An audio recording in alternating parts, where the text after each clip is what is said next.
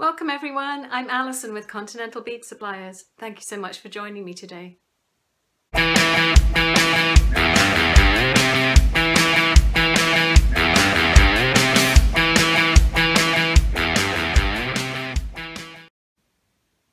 Trio bracelet has a colourful classic vibe with a boho influence. It's a versatile wrist party with an endless variety of colour palettes. We have used Tila and half Tila 2-hole beads here, but you could certainly try with a Rullas or Super Duo bead also. Please remember to tag us on your social media if you decide to give this gorgeous bracelet a try. Let's begin. For Trio bracelet, we will be using approximately 6.5 inches of our double link cable chain. The part number is CH-885. Approximately 6.5 inches of our paperclip cable chain. Part number is CH-931. One 3-strand magnetic tube clasp. The part number is CL/MC/120/3. 6 4mm 21 gauge jump rings. The part number is JR4/4. An assortment of 2-hole beads in your favourite colours. These ones are Japanese half Tila and Tila beads. A pinch of size 11 seed beads. Approximately 9 feet of beading thread. If you're going to use a fire line in your beadwork, it might become quite stiff due to the number of passes that we have to make. So perhaps use a 4-pound if you choose to go that route. A size 12 or 13 beading needle, 2 pairs of flat nose pliers, 1 flush cutter, a thread and cord cutter or a sharp pair of scissors, and 1 stopper bead. So the way that we're going to begin Trio bracelet is by creating this little piece of beadwork.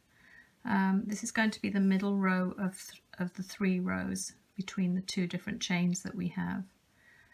I have a pattern already set up here, and it sort of is reflected probably backwards from this. I always start from the bottom of the beadwork, which will be this end. Therefore the gold is here, the white one's the next, second, black is the third, and so on. So I'm working this way along the beadwork, but my reference point is going to be this way. You can use any patterning that you want, any of your favorite colors.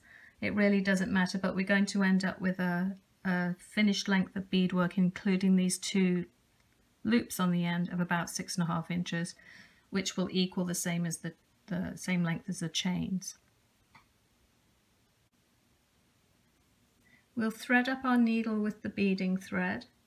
9 feet is quite a long length to work with, so if you double up the thread but leave yourself a tail on the other end of perhaps 18 inches, it makes the thread much more manageable. So we will pick up the stopper bead and move it down to about 6 inches from the end of the tail.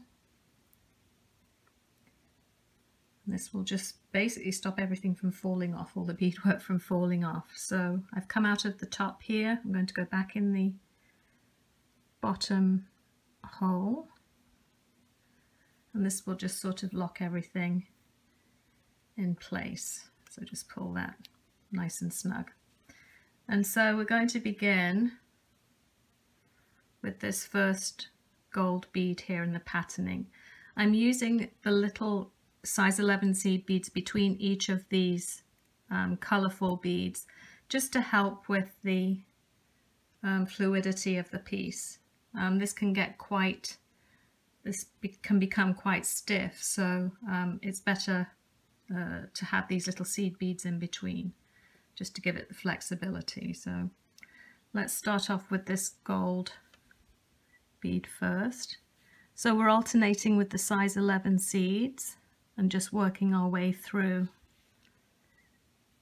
the pattern that we've got up here. You can move these beads down onto the thread so that you don't lose them each time you're picking up. Just remember where you are in the pattern. So we've got the seed bead, nice turquoise, a bluey turquoise colour, a fun mustardy colour, which always seems to punctuate the other colours, pretty coral. Let's move this down. And then this part of the pattern is completed by the full Tila bead.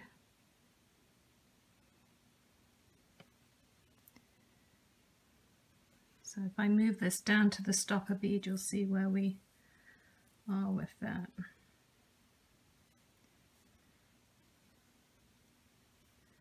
Oh, and so this is a good teaching moment here. You see I've got 2 seed beads on here that I somehow managed to do. So rather than taking these ones back off the thread, the way that we can sort that out is with a pair of flat nose pliers and literally just give this a little crunch. So I'll move this off the bead mat a little bit so I don't end up with bits of glass on it, but you'll hear a crunch. That was the crunch. And so now I've just got the single bead back on there. Move the little bits out of the way. And we'll just move these beads back down again. So you can see how that's lying. And then if I just show you with this one, you can see how the pattern is set up there. Okay, so we'll just continue on back to the beginning here, and I'll work my way through and come up to this end here, and then I'll show you what we're doing next. So you can see here I've completed this part of the beadwork, and just taking a quick measurement, this beadwork is about 6 inches long, and the reason for the 6 inches is when we add these little loops on either end, that will give us the 6.5 inches that we're looking for to come up to the same size as the chain that we've cut. So the way that we create the loops on the end now is, oh, just one tip, I'd suggest that you perhaps you start and finish the beadwork with the colour choice of the seed beads that we're going to use for the loop. So in this case I'm just using a gold colour. It's entirely up to you. This is just such a free-form approach to this little project, so I will leave that decision up to you. But to form the little loop on the end, we're going to pick up now 5 seed beads.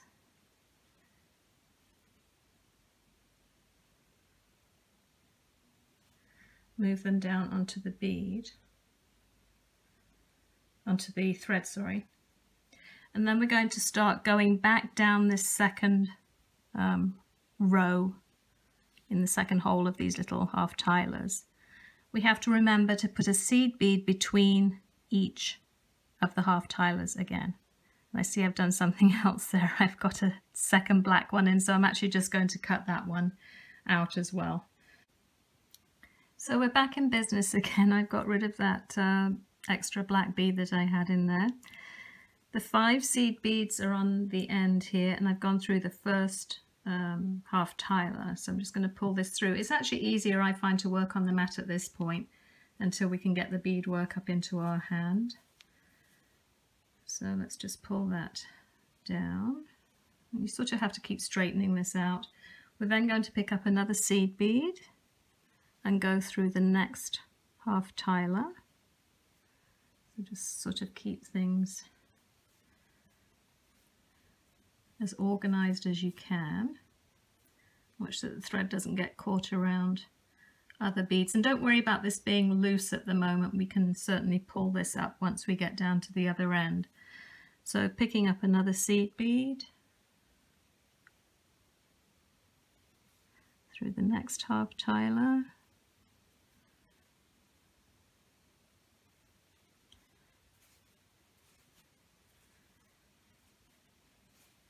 Key is just to make sure you don't end up in a knot, because that sometimes gets to be a bit of a challenge.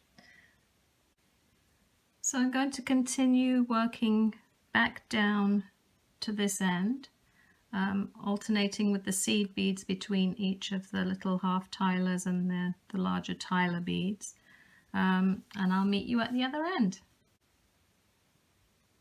So here I am down at this other end now, just finishing this last little half tiler off.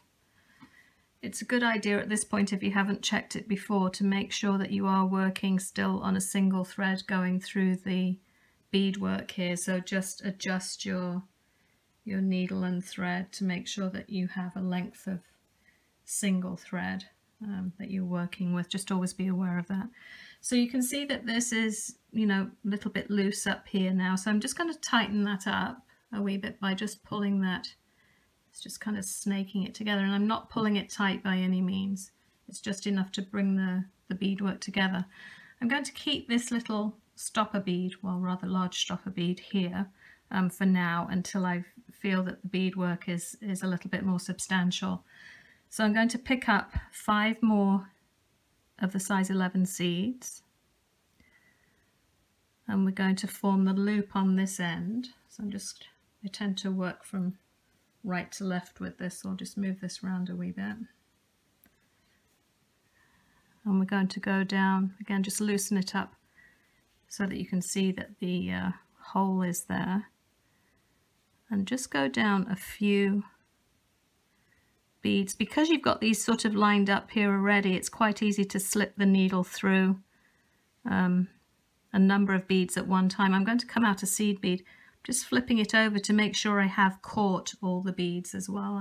I don't want to see any loose threads hanging around, sitting over beads. So we'll just pull this through.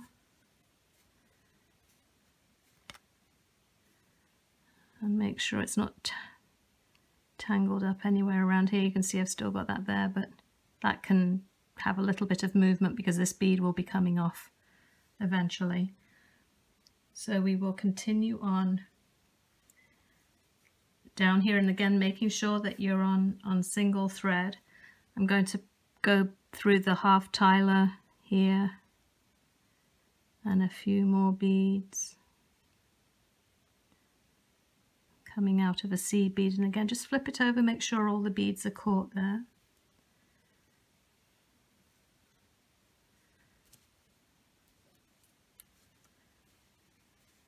Snug that up a wee bit. Okay, so you can see that that's all sitting really nicely. So I'm going to continue on down this end with the needle and thread. I'm going to go around the loop again, back down the other side, around the little seed beads, along again, and you'll start feeling the holes starting to fill up with the thread. So you're probably going to go around perhaps 5 or 6 times. You don't want to force the needle through these because that can eventually crack the beads as well. Once I get back down on this other side again, I'm going to remove this stopper bead. So I'll work my way along here and just show you how I take this bead off. So I've gone around just twice. This is finishing the second time around. I'm coming out of the little seed bead here that are in the seed beads that are in the loop. You can see I flipped the beadwork over. I've just kind of moved it around so that it's comfortable for me, whether I'm working this way, that, you know, moving it this way. I've got this moved around here. It's whatever is comfortable for your method of working. Just make sure that you're going, that you're aware of which direction that you're going in. I'm going to just finish going around these little loops, these last 3 beads here, and then I'm going to remove the stopper bead. So because I'm on that end, I'm going to have to move the beadwork over again so that I feel like I'm going in the right direction. So you can see that that's moving there. This has been tightened up it's not tight by any means. You can see it's really very drapey, but the stiffness is actually going to increase as we continue on. So just keep it very fluid. So let's take this stopper bead off, and this is easy enough to do, literally. Just put your finger on the beadwork and just pull this away. So that's, whoops, that's it off. Okay, so we can just continue on. Just be aware of the little tail that we left there. That's going to be finishing off, because I don't use knotting in beadwork. We'll need the tail just to kind of use as an anchor point, and it'll be woven back in if necessary. So once again, I'm going to continue on down this row. I'll go around the loop, come back the other side, go around again. I'm always making sure that I'm on a single thread here, so keep adjusting the double length from the needle, and I'll come back once I feel that this is firm enough and that it's not going to start coming undone. So I'll be back shortly. So I'm coming towards the end of this sewing back and forth. I've got very little thread left now, and the holes of the beads are quite tight now as the thread has packed the hole. If you're having difficulty with getting the needle through, you can always use your flat nose pliers towards the tip of the needle, not right at the tip, but about perhaps 1/4 of an inch in, not at the eye end either, because you don't want to break this fine eye. And just gently, not tugging, just a smooth movement through, and that'll help navigate the holes. So I think I'm going to finish this off here now. It doesn't matter where in the beadwork you finish these threads. In the middle is fine. The thread disappears into the bead. If you feel that you want to do a little half hitch knot for more security, so that's just how you bring the thread over here, go in between the beads, and pull this through just between the little seed and the Tila bead there. Can do that, and then just go down another couple of beads, and that perhaps will help if you're not sure for some reason that this is going to hold. So let's just pull this through. So I'm now going to snip this one off with my thread and cord cutter, and just again snug there. If you wish, you can rethread the tail end too, and just go down a few more beads, perhaps do a little half hitch knot if you would like to do that too. But for now I'm quite comfortable with how this is all staying together, so I'm going to just snip this little tail off too. So let's take the thread cutter again, find which bead it's coming out of, and just give a little pull on that. So there we go. So that's the beadwork finished. You can see that it's definitely not as flexible as it was, but by having these little size 11 seed beads in between, it will make quite a nice curve around the wrist. So the next thing we're going to do is attach the chain elements and the beading element onto the tube clasp. So with our flat nose pliers, I'm going to take one of these 4mm jump rings and open it, attach through one loop here, and add a length of chain.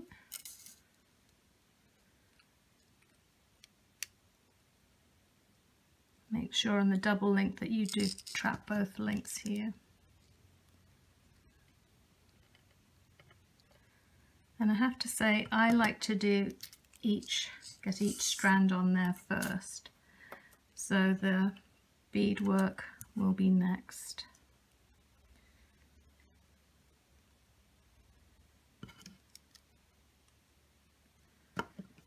So again, we're going to take the jump ring through the loop of the beadwork and onto the middle ring of the clasp.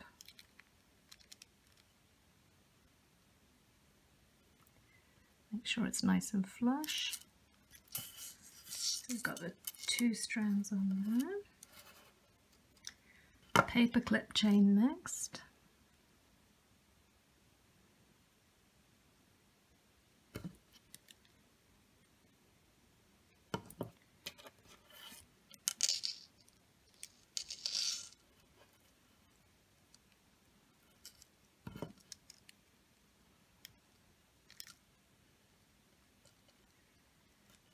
And this is probably the easiest chain to work with first, so now I'm going to bring it the other end around and attach it onto this bottom loop.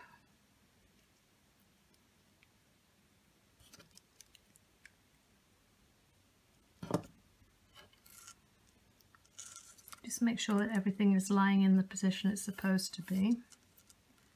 This comes around here.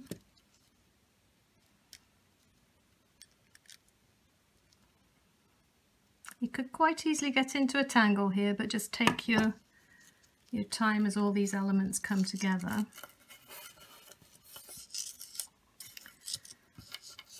So now the beadwork will be next.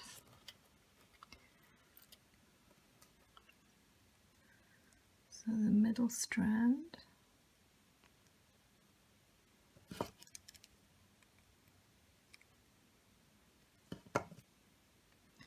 So you can either attach this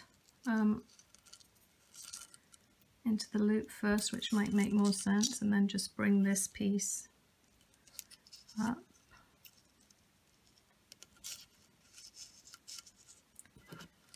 Close this one up.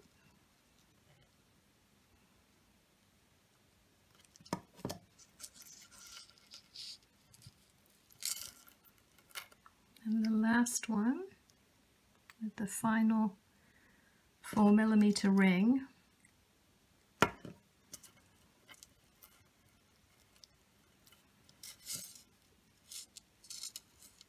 Again, make sure everything's lying in the right direction.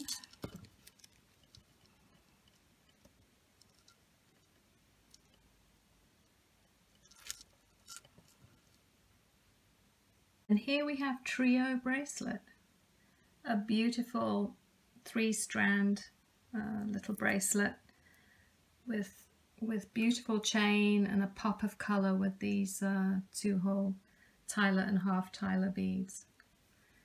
We hope you enjoyed this video. Please give us a thumbs up and remember to subscribe to our YouTube channel.